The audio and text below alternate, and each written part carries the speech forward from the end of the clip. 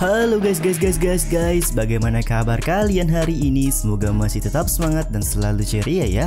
Di video kali ini, Mimin akan lanjut membahas Donghua yang baru aja rilis dengan judul Martial God Ashura episode kedua.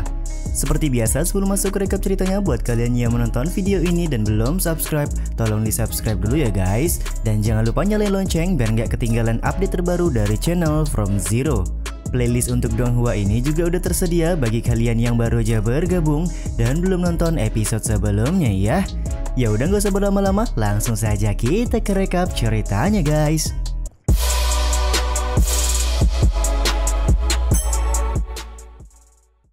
Scene awal episode 2 diawali dengan Chu Wei yang memimpin murid-murid keluarga Chu di Sekte Qinglong untuk mendatangi kediaman dari Chu Feng. Mereka semua datang untuk memohon agar Chu Feng tidak masuk ke dalam aliansi lain yang ada di dalam sekte dan menjadi tulang punggung untuk aliansi Chu mereka.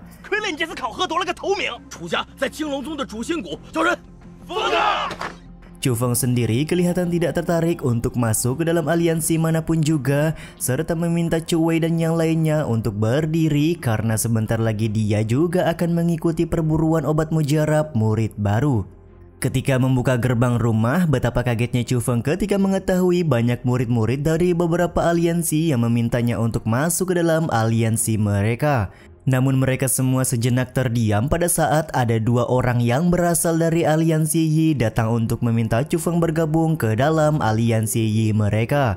Mereka berdua ini bernama Bai Long dan juga Bai Hu.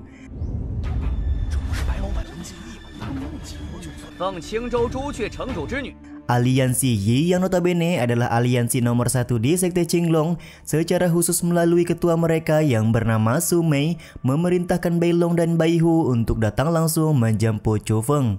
Diketahui bagi siapapun yang masuk ke dalam aliansi Yi sudah dipastikan mengamankan satu tempat menjadi murid inti, karena Su Mei si ketua aliansi ini adalah adik perempuan dari tetua Suru. "Minggir kalian, siapa Su Mei jelek itu, aku tidak tertarik untuk bergabung," ucap Bang MC dengan sangat santuy di hadapan Bai Hu dan Bai Long.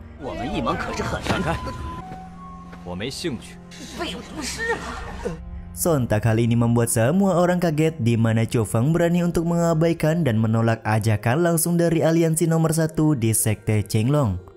Sementara di tempat lain, seorang murid memberi informasi kepada Gong Lu Yun kalau beberapa aliansi mulai meminta Chu Feng untuk masuk ke dalam aliansi mereka.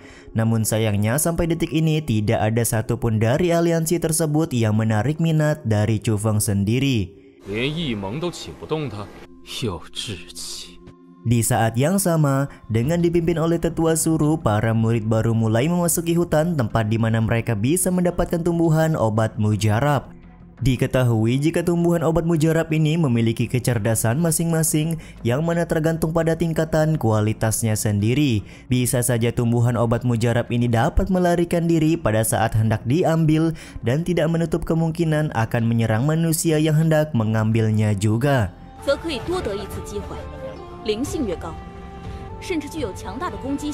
Ketika tetua Suru masih memberikan penjelasan, ada seorang wanita berbaju pink yang merengut kepada Chu Feng. Sontak hal ini membuat Chu Feng bertanya-tanya siapakah wanita tersebut dan apakah dia pernah menyinggungnya.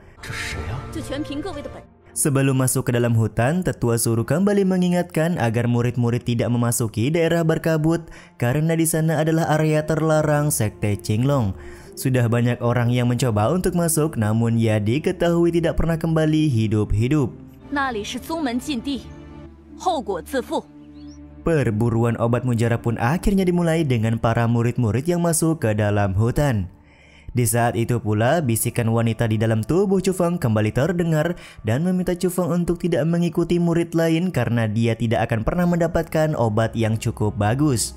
Karena si wanita ini sudah mulai berbicara lagi, Chu Feng pun tanpa ragu-ragu langsung bertanya di manakah dia bisa mendapatkan obat mujarab dengan kualitas tinggi.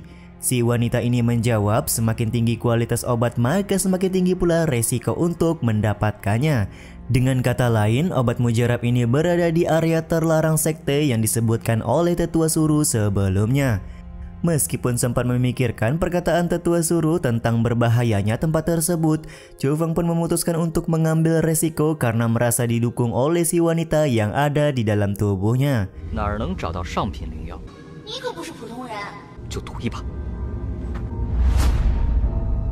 Ketika Chu Feng mulai masuk ke dalam area terlarang, ternyata sedari tadi dia sedang diawasi oleh wanita berbaju pink yang bernama Su Mei. Yap, benar, Su Mei adalah ketua dari aliansi Yi yang ditolak mentah-mentah oleh Chu Feng. Sudah jelas ya, Su Mei merasa tidak senang dan akan memberi pelajaran kepada Chu Feng karena menolak ajakannya masuk aliansi. Saat menyusuri hutan berkabut, Chu Feng menanyai si wanita mengenai apakah benda yang ada di dalam tubuhnya dan apakah si wanita ini yang sudah menanamkan benda tersebut. Si wanita menjawab kalau dia tidak punya kuasa membuat kekuatan seperti itu, serta memberitahukan kalau kekuatan yang ada di dalam tubuh Chu Feng bernama Guntur Ilahi 9 warna. Diketahui Guntur 9 warna jugalah yang membuat Chu Feng naik karena spirit martial tingkat 5 ketika melawan beberapa kera batu di dalam gua.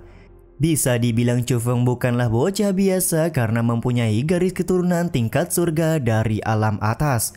Si wanita juga mewajarkan jika pengetahuan Chu Feng tentang Guntur Ilahi sangat rendah karena dia dilahirkan di sebuah daerah kecil yang notabene berada di alam bawah.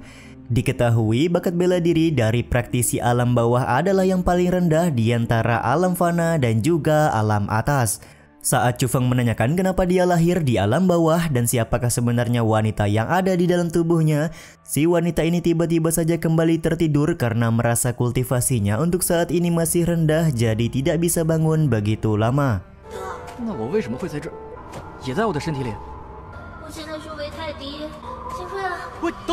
Di saat itu pula Chu Feng menginjak tulang belulang manusia serta melihat ribuan tumbuhan obat mujarab yang berada di dalam area terlarang ini. Tiba-tiba saja dari arah belakang muncul Su Mei yang sedari awal memang sudah mengikuti Chu Feng masuk ke dalam area terlarang. Su Mei kemudian memperkenalkan diri kepada Chu Feng kalau dia adalah pemimpin aliansi Yi yang sebelumnya sudah disebut jelek oleh Chu Feng. Jadi masuknya dia ke area terlarang mengikuti Chu Feng tidak lain untuk memberi pelajaran kepada Chu Feng sendiri. Pada saat mereka saling baku hantam dan saling ngebacot, tiba-tiba saja muncul kabut hijau disertai kemunculan tubuh jiwa seorang praktisi berjenggot putih. Praktisi jenggot putih ini kaget karena Chu Feng bisa melihatnya sementara Su Mei sendiri tidak bisa melihat apapun. Kakek berjenggot putih ini kemudian menggunakan kekuatannya untuk mencengkram Su Mei dan di saat yang bersamaan Chu Feng langsung menolong Su Mei yang berada dalam kondisi bahaya. Momen ini membuat si kakek heran dan tertawa kenapa Chu Feng menolong Su Mei padahal sedari awal Su Mei datang untuk menyerangnya. Dengan kekuatan Guntur Ilahi yang ada di dalam tubuhnya, Chu Feng melakukan lonjakan energi untuk menyelamatkan Su Mei.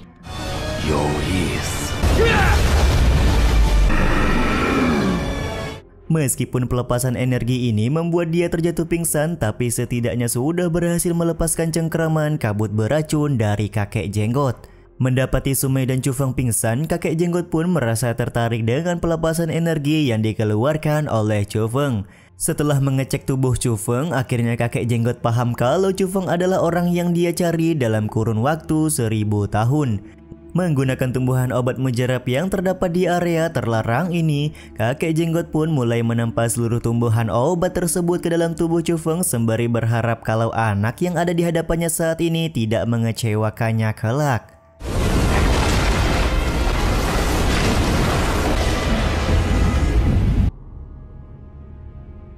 Setelah penempaan obat mujarab selesai, area terlarang yang sebelumnya dipenuhi dengan kabut beracun tiba-tiba berubah menjadi tempat yang begitu terang. Ketika hari sudah mulai sore, para murid lain sudah mulai pulang dengan mendapatkan begitu banyak tumbuhan obat mujarab. Di saat yang sama, Chu Feng baru tersadar dari pingsannya serta menyadari bahwa di dalam tubuhnya ada mengalir lonjakan energi yang begitu kuat dan segera membawa pulang Su Mei yang masih dalam keadaan pingsan. Kejadian ini membuat tetua suruh sangat kaget bagaimana bisa adiknya dalam keadaan seperti ini. Chu Feng pun berusaha menjelaskan kalau Su Mei terkena kabut beracun namun seharusnya dia sekarang sudah membaik. Sontak perkataan tersebut membuat tetua suruh kaget karena tahu kalau Chu Feng dan Sumai pasti masuk ke dalam area terlarang. Diketahui area terlarang ini dinamai makam tulang oleh sekte Qinglong karena tidak ada seorang pun master sekte yang pernah kembali hidup-hidup ketika mereka sudah memasuki area terlarang tersebut. Dan pada hari ini Chu Feng menjadi orang pertama dalam kurun waktu 1000 tahun yang berhasil keluar dari makam tulang dengan selamat. Memahami situasi ini, tetua suruh pun berpikir mungkin saja Chu Feng mempunyai kekuatan mental yang bisa membawanya keluar dari makam tulang. 你们去万古坟冢了？你是第一个活着出来的，他具有精神力。 Singkat cerita, ketika Chu Feng pulang, dia mendapati kediamannya sudah didatangi oleh beberapa murid anggota keluarga Chu. Chu Wei memberitahukan situasi saat ini di mana masing-masing dari keluarga Chu mendapatkan surat perintah agar mereka semua pulang karena kondisi keluarga Chu di kota Kaohsian sedang berada dalam bahaya. Chu Feng sendiri juga mendapatkan sebuah surat di mana sang ayah meminta dia untuk tidak pulang dan meminta Chu Feng untuk fokus berlatih di sekte Qinglong. Namun karena paham kalau ayahnya pasti berbohong, Chu Feng pun mengajak anggota keluarga Chu di dalam sekte untuk segera pulang ke kota Kaohsian. 为父安好，回家。而黎淑珍、许家背后靠的却是。 Di dalam perjalanan, kita diberitahu kalau selama 1000 tahun kota Kaohsian tempat keluarga Chu tinggal berada di dalam lingkup kota Zuchu. Namun karena kota Zuchu mengalami kemunduran, orang-orang dari keluarga Su yang berasal dari kota Suanwu mulai melakukan pergerakan untuk menguasai kota Kaohsian tempat keluarga Chu tinggal. Singkat cerita, di sebuah altar kota Kaohsian, terlihat dua orang praktisi dari keluarga Chu dan keluarga Su sedang melakukan pertarungan. Seorang praktisi dari keluarga Chu yang bernama Chu Youfei tampak sudah tak berdaya ketika melawan seorang praktisi keluarga Su yaitu Su Tianyi. Chu Yuanba sebagai seorang sesepuh keluarga Chu memperingati Su Qian untuk tidak merebut kota Kaohsian dari keluarga Chu mereka karena kota Zuchu pasti akan marah jika mengetahui hal tersebut. Namun menurut Su Qian, kota Zuchu tidak akan bergerak menolong keluarga Chu karena notabene keluarga Chu adalah keluarga kecil semata. Sementara itu di atas altar, Su Tianyi dengan kejam mencekik dan mematahkan leher Chu Youfei sebagai peringatan kepada keluarga Chu di kota Kaohsian.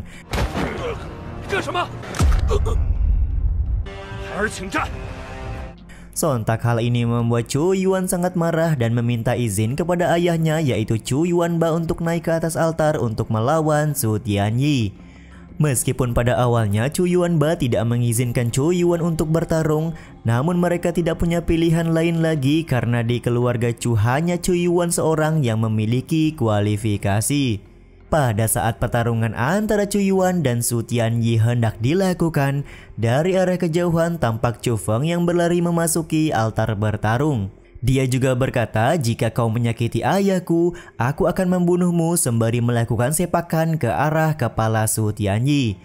Sepakan Chu Feng ini sontak mengejutkan semua orang karena saat itu juga Su Tianyi langsung terkapar tak berdaya.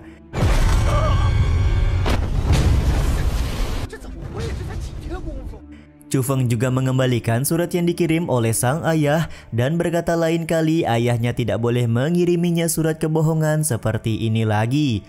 Tanpa keraguan-raguan sedikit pun, Chu Feng langsung berjalan ke arah Su Tianyi sembari meminta ayahnya untuk tenang dan menyerahkan pertarungan perebutan kota Kaohsian ini kepadanya. Sementara di luar altar, Chu Wei dan beberapa murid keluarga Chu merasa heran karena energi yang ditimbulkan oleh Chu Feng menandakan dia sudah menerobos ke ranah yang lebih tinggi dari sebelumnya.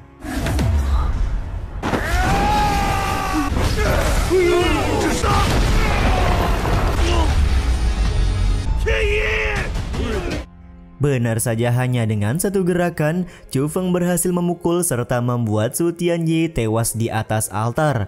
Momen ini membuat semua orang kaget, tidak terkecuali Chu Yuanba yang mengatakan setidaknya sekarang Chu Feng sudah mencapai ranah spirit martial tingkat 8. Kematian Su Tianyi ini sontak membuat Su Qian merasa tidak terima dan melakukan serangan ke arah Chu Feng.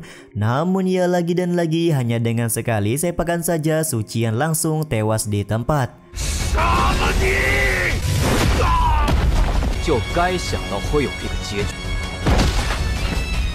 Ketika kau mulai menghina ayahku, kau harus memikirkan resiko ini yang akan kau dapatkan. Dan mulai hari ini jika ada yang berani mencari masalah, mereka akan berhadapan denganku, ucap Chu Feng di hadapan semua orang yang datang ke altar kota Kaosan. Scene epic ini juga sekaligus menutup episode kedua dari Donghua Martial God Asura, dan sampai jumpa di pekan depan untuk ngelanjutin alur ceritanya ya guys. Sampai di sini dulu video kali ini. Mohon maaf jika masih banyak kekurangan dan kesalahan dalam penyampaian kata-kata ya. Terima kasih buat kalian yang udah nonton dan jangan lupa subscribe serta nyalain loncengnya ya guys. Mimin selaku penulis narasi, tukang voice over dan tukang edit video pamit undur diri. Salam hangat, see you in the next video. Bye bye. See you.